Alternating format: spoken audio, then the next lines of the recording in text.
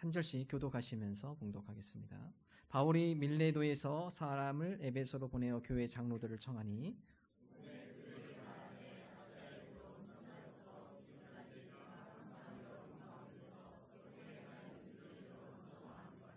곧 모든 겸손과 눈물이며 유대인의 관계로 말미암아 당한 시험을 참고 주를 섬긴 것과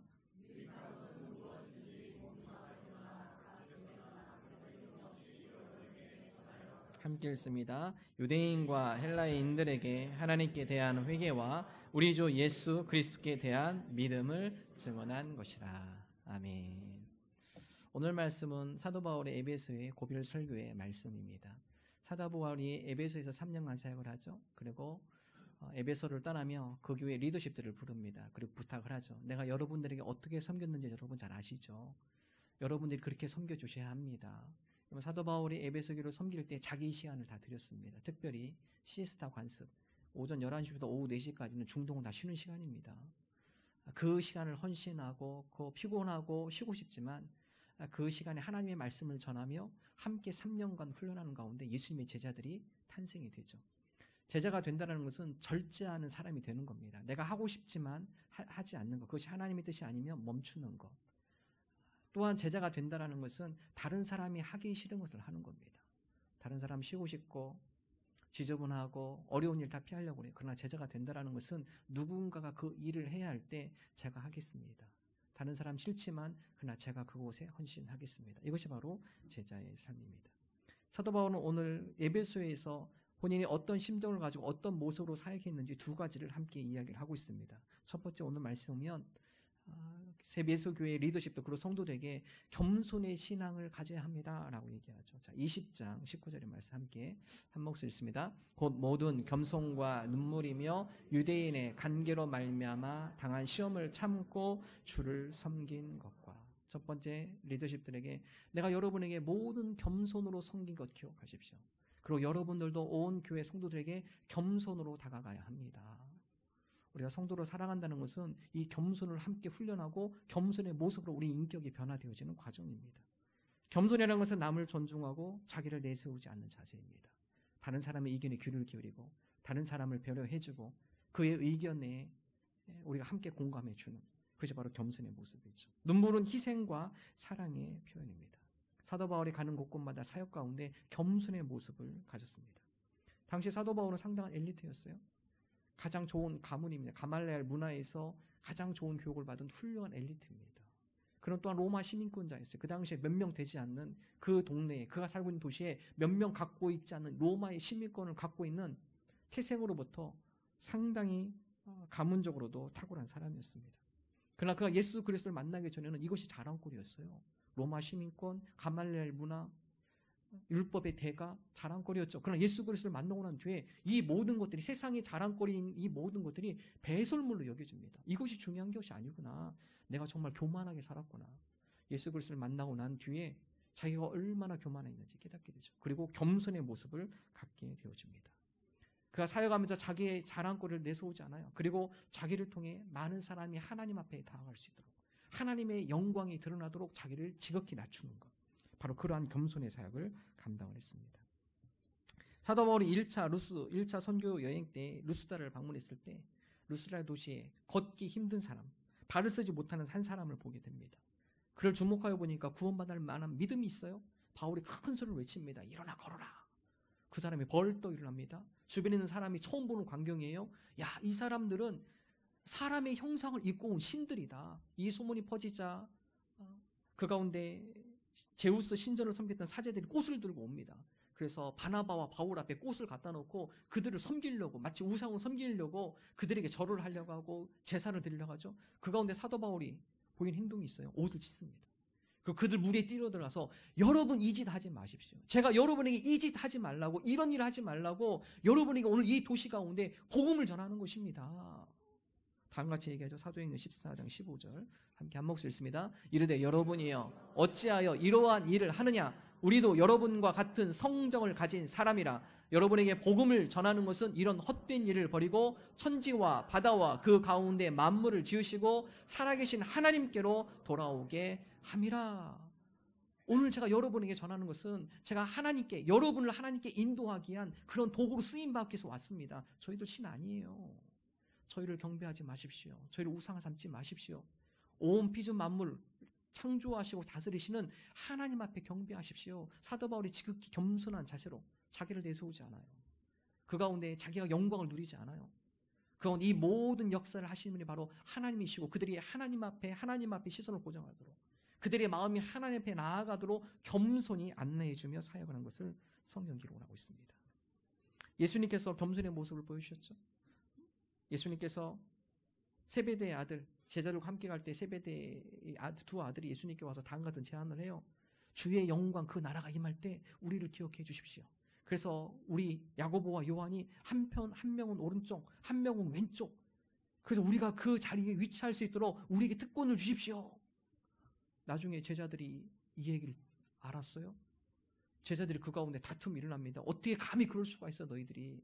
그들이 생각한 주의 나라 주의 영광은요, 이스라엘이 로마로부터 해방이 되어서 예수님께서 이 이스라엘의 세상의 왕으로 등장할 그날, 그 나라가 임하면 우리 제자들이 한 자리 차지하겠지. 특별히 야고보 요한, 니들이 그 위에 우의정 좌의정 국무총리 기재부 장관 하나씩 달라고? 어떻게 그럴 수 있어? 서로 다툼이 심해집니다. 그 가운데 예수님께서 다음같이 얘기하죠. 자, 마가복음 10장 44절 함께 한 목소리 읽습니다. 너희 중에 누구든지 으뜸이 되고자 하는 자는 모든 사람의 종이 되어야 하리라. 으뜸이 되고자 하는가? 먼저 종처럼 낮아져야 한다. 겸손해라. 겸손한 사람이 그 가운데 존경받고 겸손한 사람이 그 가운데 리더가 되는 것이다. 예수님께서 손수 그러한 겸손의 모습을 보여주셨습니다. 마지막 만찬 때 제자들과 함께 마지막 식사를 하는 도중에 일어나셔서 겉옷을 벗으시고 수건을 허리에 뜨시고 대야에 물을 받아와서 제자들 앞에 무릎을 꿇고 그들의 발을 씻어주죠. 선생님, 주님, 그러지 마십시오. 이것은 종들이 하는 겁니다. 선생님, 이런 일 하시면 안 돼요. 아니, 내가 너희들의 발을 씻지 않으면 너희와 나는 아무 상관이 없어. 내가 오늘 너희에게 겸손히 낮아져서 너희의 발을 씻은 것처럼 너희들도 서로 섬겨야 한다. 겸손히 서로 섬겨야 한다. 요한복음 13장 14절 말씀 함께 한 목소리 읽습니다. 내가 주와 또는 선생이 되어 너희의 발을 씻었으니 너희도 서로 발을 씻어 주는 것이 옳으니라. 예수님께서 겸손의 모습을 친히 보여주셨어요. 우리가 주님을 믿고 주님을 따르고 우리가 신앙으로 살아간다는 것, 다른 사람을 존중해주고 주님께서 스스로 낮아져서 겸손히 섬겼던 것처럼 다른 사람들을 위해서 그들이 주님 앞에 나아가도록 주님의 도구로 사용되어졌던 것처럼 오늘 저와 여러분이 겸손의 사람으로 쓰임받는 하나님의 사람 되기를 주님의 이름으로 축원합니다. 좋은 기업을 넘어 위대한 기업으로 쓴 짐 콜린스 베스트셀러이죠. 이 짐 콜린스가 좋은 기업을 뛰어넘어서 위대한 기업, 그 위대한 기업들은 어떻게 그런 과정까지 왔을까? 그렇게 성장할 수 있을까? 그 위대한 기업에 대한 기준은요, 15년 동안 그들의 사업 성장률이 3배 이상 불어난 기업들, 뭐 코카콜라, 그 다음에 월마트, 제너럴 일렉트릭, 이런 회사는 끼지도 못합니다. 이런 회사는요 15년 동안 2.5배 성장을 못 이뤘다고 그래요. 대표적으로 3배 이상 이룬 회사 중에 대표적인 회사가 면도기 회사인 질레트래요. 질레트. 미국에 있는 그런 위대한 기업의 11개의 기업을 뽑아서 5년 동안 추적을 해봤습니다. 설문을 조사하고 리더십들을 만나고 이야기를 해봤어요. 그런데 11개의 기업에 공통적인 것이 있대요. 연구팀도 상당히 놀랐습니다. 설마 이게 이 11개의 기업들이 위대한 기업으로 가기 위한 가장 중요한 여건이었을까? 그 정도로 상당히 의아했습니다. 첫 번째가요, 겸손과 강철 같은 결단력입니다. 겸손하면 손해볼 것 같죠? 겸손하면 늘 피해보며 살 것 같죠? 그러나 위대한 기업으로 간 그 모든 기업의 핵심 CEO와 리더들, 그들을 보니까 일관되게 겸손한 리더들이었다.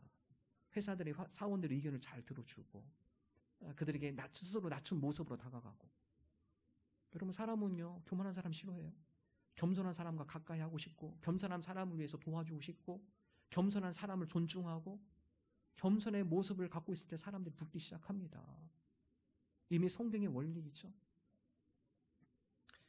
어느 한 비행기에 4명이 탔습니다. 비행기를 타고 가는데요, 비행기 엔진이 고장이 났어요. 근데 그 비행기 안에 낙하산이 3개입니다. 많이 들어보셨죠? 기장이 얼른 뛰쳐나와서 이 비행기가 지금 추락하기 직전입니다. 빨리 탈출하셔야 합니다. 이 비행기는 내 비행기고 낙하산은 내가 다 구비해 놓으니까 내가 하나 갖고 뛰어내리겠습니다. 많은 사람들이 동의를 했어요. 4명이. 기장이 뛰쳐나갔습니다. 3명이 남았어요. 아주 명석한 교수가 일어나서 나는 이 지구를 위해서 내가 뭔가 기여할 사람입니다. 내가 많은 지식을 갖고 있고 많은 이론들을 내가 세웠기 때문에 내가 이 지구를 위해서 사람들을 위해서 기여할 수 있기 때문에 나는 반드시 살아야 합니다. 낙하산을 또 메고 뛰어나갔어요. 2명 남았습니다. 한 분은 성직자, 한 분은 배낭여행자. 성직자가 배낭여행자가 얘기합니다. 나는 살 만큼 살았어. 당신이 젊으니까 당신이 사는 게 맞아. 자, 빨리 뛰어가. 배낭여행자가 아니 괜찮아요. 방금 그 명석한 교수님 제 배낭 갖고 뛰었어요. 낙하산 지금 2개 있습니다. 우리 성직자님하고 저하고 같이 뛰시면 돼요. 여러분 거기서 나온 얘기가 능력자 증후군입니다. 능력자 증후군. 사람들이 어느 한 분야에 깊은 통찰력과 깊은 지식이 있으면 마치 모든 것들을 다 아는 것처럼 착각해요. 다른 사람의 얘기를 우습게 생각하고 다른 사람 이야기가 귀에 안 들어와요. 교만한 것이죠. 능력자 증후군. 우리가 그러한 능력자 증후군에 사로잡히지 않기를 원해요. 겸손하십시오. 내가 이 분야 알고 있지만 다른 분야는 잘 몰라요. 그럼 겸손하게 귀를 기울이고 그들의 이야기에 관심을 갖고 겸손한 모습으로 배울 자세가 필요하다는 것이죠. 사도 바울 가르침에 있어서 자랑하지 않습니다. 어떻게 하면 저 사람이 주님을 잘 만날까? 어떻게 하면 저 영혼 가운데 주님의 구원의 역사가 이루어질까? 어떻게 하면 이 예배소 교회 공동체 가운데 내 인기, 내 영광이 드러나는 것이 아니라 하나님의 나라가 임하고 하나님의 영광이 이 예배소에 임할까? 겸손하게 주의 종으로 섬긴 모습입니다. 오늘 저와 여러분이 이런 겸손의 모습을 담기를 원합니다. 우리 가정에서, 우리 일터에서, 우리 직장에서, 또 우리 교회 공동체, 관계 속에서 하나님이 겸손한 자가 되게 하여 주옵소서. 이러한 믿음으로 나가는 저와 여러분 되기를 주님의 이름으로 축원합니다. 2번째 오늘 말씀, 사도 바울이 인내에 대해서 말씀하고 있어요. 내가 에베소에서 겸손과 눈물로 섬겼을 뿐만 아니라 유대인의 많은 유혹, 핍박, 관계, 그러나 그 모든 시험을 참고 내가 인내했어. 여러분들도 에베소 교회 리더십 여러분들도 교회에서 그런 인내를 가지고 섬겨야 합니다. 쉽게 포기하지 마세요. 힘들다고 떠나지 마십시오. 주저앉지 마십시오. 기다리십시오. 인내하십시오. 반드시 열매를 맺게 되어 있습니다. 인내에 대해서 강조하죠. 사도행전 17장 5절 함께 한 목소리로 사도행전 20장 다시 한번 19절 함께 한 목소리로 읽습니다. 유대인의 관계로 말미암아 당한 시험을 참고 주를 섬긴 것과 유대인의 관계 핍박 사도 바울이 가는 곳곳마다 늘 유대인들이 집요하게 따라다녔습니다. 1차 선교사역 이고니온, 르스드라, 더베 가는 곳곳마다 회당에서 복음을 전하면 그 복음의 말씀을 듣는 사람이 일부가 있지만 거기에 대해서 시기하고 질투하고 사도 바울을 쫓으려는 무리들이 있죠. 그들이 끈질기게 사도 바울을 따라다닙니다. 사람을 선동하고 그래서 사람들에게 여러 가지 안 좋은 거짓 소식을 전하고 그래서 그 지역에 복음이 전해지지 못하도록 집요하게 방해하고 심지어 핍박하죠. 심지어 폭력까지 행하죠. 데살로니가는 다음같이 표현하고 있죠. 사도행전 우리 17장 5절 함께 한 목소리로 읽겠습니다. 그러나 유대인들은 시기하여 저자의 어떤 불량한 사람들을 데리고 떼를 지어 성을 소동하게 하여 야손의 집에 침입하여 그들을 백성에게 끌어내려고 찾아왔으나 유대인들이 시기해서요 불량한 사람 다 데려와요. 떼를 지어 데려옵니다.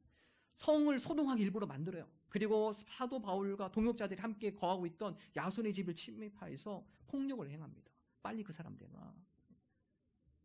이런 유대인들이 집요한 핍박, 고난, 바울이 어떻게 하죠? 포기하지 않습니다. 포기하지 않아요. 그것 때문에 복음 전하는 것을 내려놓지 않습니다. 인내해요.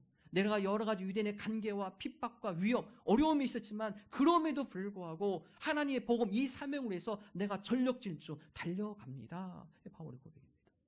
에베소에서도 큰 위기를 당하죠. 에베소에 여러분 에베소 아데미 축제, 아데미 신전이기 때문에 아데미 축제에 아데미 작은 신상들이 많이 팔립니다. 아데미의 상인들이 그것만 팔아도 풍요로운 삶을 유지해 나가요. 사도 바울이 복음을 전하다 보니까 많은 사람들이 저거 가짜 우상이래. 저거 사람이 만들고 저 진짜 신 아니래. 가짜 신이래. 이 소문이 에베소 퍼지자 장사가 안 돼요. 그 가운데 상인의 우두머리인 데메드리오가 상인들을 불러와서 폭동을 일으키죠. 이 에베소에 어떤 이상한 사람들이 와서 우리 아데미 신을 신이 아니라고 한다. 그 사람이 이 성을 소동하게 만들고 그로 인해서 우리가 큰 상업에 타격을 받고 있다. 우리가 그 사람 빨리 처치해야 돼.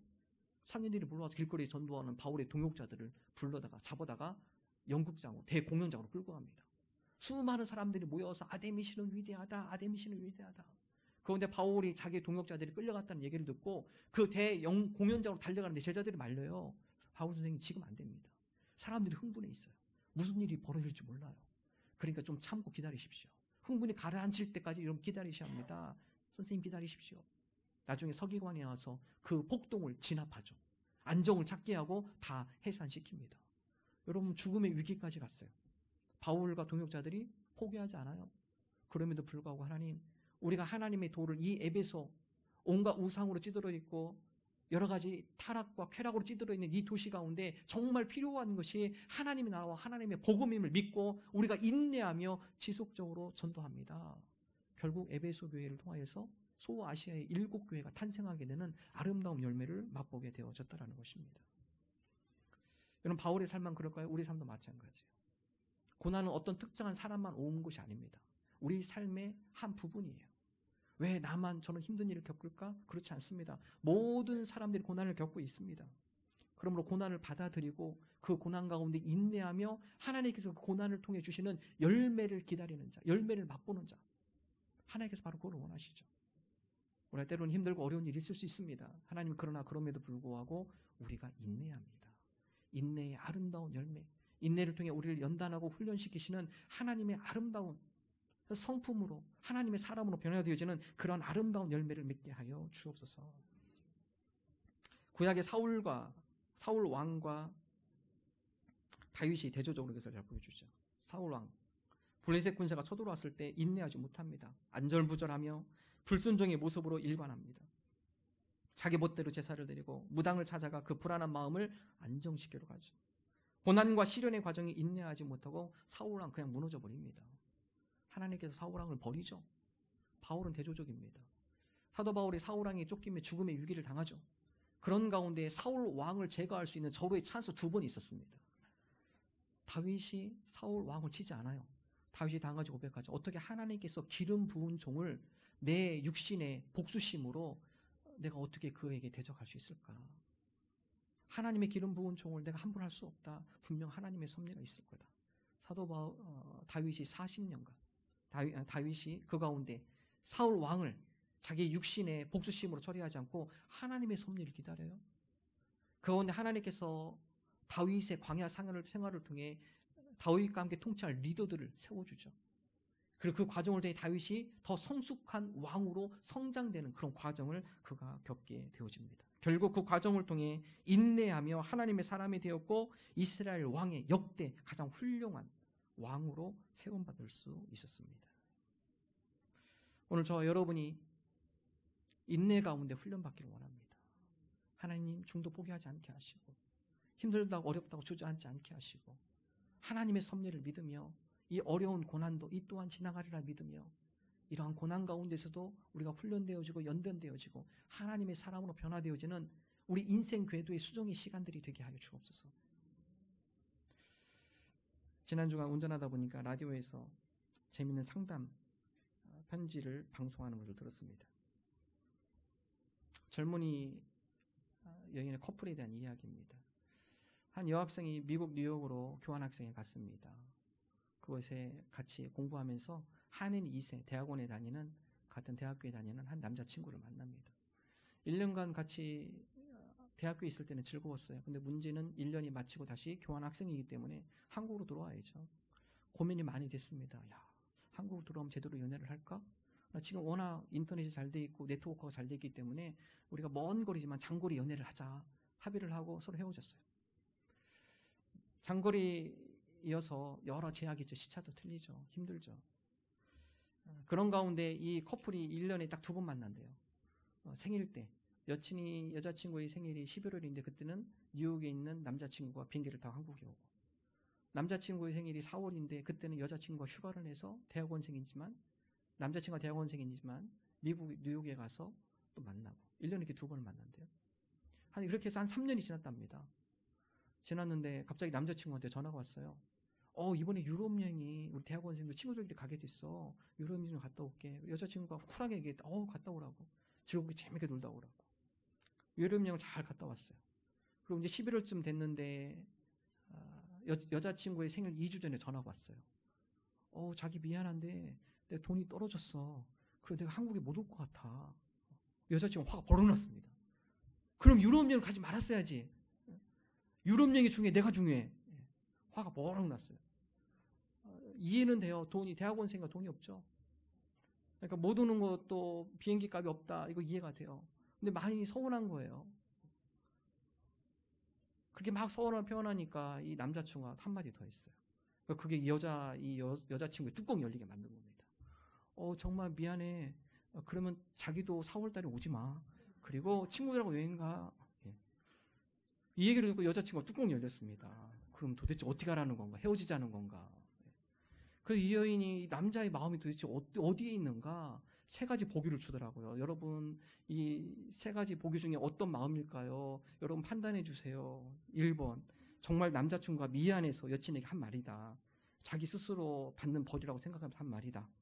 2번, 장거리라 자주 못 나니까 마음이 멀어진 거다. 3번, 이건 다른 여친이 생긴 거다. 여러분들은 어떻게 생각하시는지 답을 주십시오. 저는 놀랐습니다. 그거 보고 대부분 2번, 3번이래요. 보니까. 전 1번인 줄 알았는데 대부분 다 2번, 3번이래요. 2번, 3번이래요. 근데 제가 그 얘기를 들어보면서 맨 마지막 어떤 한 분이 아주 지혜롭게 얘기하시더라고요. 라디오도 참 제가 은혜 받았어요. 그분 이야기. 대단히 은혜 받았습니다. 그분이 다음과 같이 이야기를 합니다. 그도 역시 장거리 연애를 한 사람이었습니다. 장거리 연애를 하다 보면 이런 위기가 반드시 오는데 그 가운데 정말 좋은 결과를 원하십니까? 그러시면 둘 중 한 명 포기해야 합니다. 즉 다른 말로 말하면 양쪽 중 어느 한 사람은 반드시 인내해야 합니다. 그렇지 않으면 좋은 결실을 결코 맺을 수 없습니다. 가까이 있어도 연애하며 서로 싸우고 힘든데 장거리는 서로 대면하며 장시간 이야기할 수 없기에 또한 시차도 틀리게 더욱 힘들고 어렵습니다. 결국 둘 중에 어느 한 사람이 인내하며 기다려줄 때 그때 좋은 열매를 맺습니다. 본인도 장거리 연애를 하며 배운 교훈이고 그 결과 좋은 열매를 맺었습니다. 연애만 그럴까요? 부부관계도 마찬가지죠. 둘 다 양보하지 않으면요 불납니다. 불나는 거죠. 가정도 마찬가지. 어떤 누군가 한 명이 내려놔야 합니다. 포기하셔야 돼요. 그냥 저 사람 원래 저런 사람 포기하셔야 돼요. 원래 저런 성격 포기하셔야 합니다. 한 사람이 져주고 인내할 때 그때 꽃이 피는 거고 열매를 맺게 되어지는 것입니다. 여러분 직장도 공동체도 마찬가지예요. 서로 그 가운데 양보하지 않고 인내하지 않으면 건강한 공동체, 건강한 직장 환경 분위기 이룰 수 없습니다. 인내하시고 서로 양보하며 기다려줄 줄 알아야 한다는 사실입니다. 오늘 말씀을 묵상하며 주님, 우리가 그런 주님의 겸손의 모습, 주님의 인내의 모습을 담기를 원합니다. 마지막으로 사도 바울이 자기가 당할 고난을 알아요. 다음까지 고백하죠. 자, 사도행전 20장 23절 24절 함께 읽습니다. 오직 성령이 각 성에서 내게 증언하여 결박과 환난이 나를 기다린다 하시나 내가 달려갈 길과 주 예수께 받은 사명 곧 하나님의 은혜의 복음을 증언하는 일을 마치려 하면은 나의 생명조차 조금도 귀한 것으로 여기지 아니하노라. 사도 바울이 알아요. 앞으로 다가올 환난, 핍박, 그것이 내 앞에 기다리고 있고 내가 그것을 당해. 그렇지만 사도 바울이 포기하지 않죠. 나여 달려갈 길과 주 예수께 받은 사명, 그 사명을 다 마치려 하면은 내가 인내하며 내 생명도 조금 더 귀한 것으로 여기지 아니하고 내가 달려가겠다. 여러분 그런 자에게 열매가 있는 겁니다. 어떤 어려움이 있으시나요? 환난은 인내를 낳고 인내는 연단을 낳고 연단은 우리의 소망을 이루게 해줍니다. 오늘 저와 여러분이 그러한 겸손의 사람, 인내의 사람 되기를 주님의 이름으로 축원합니다.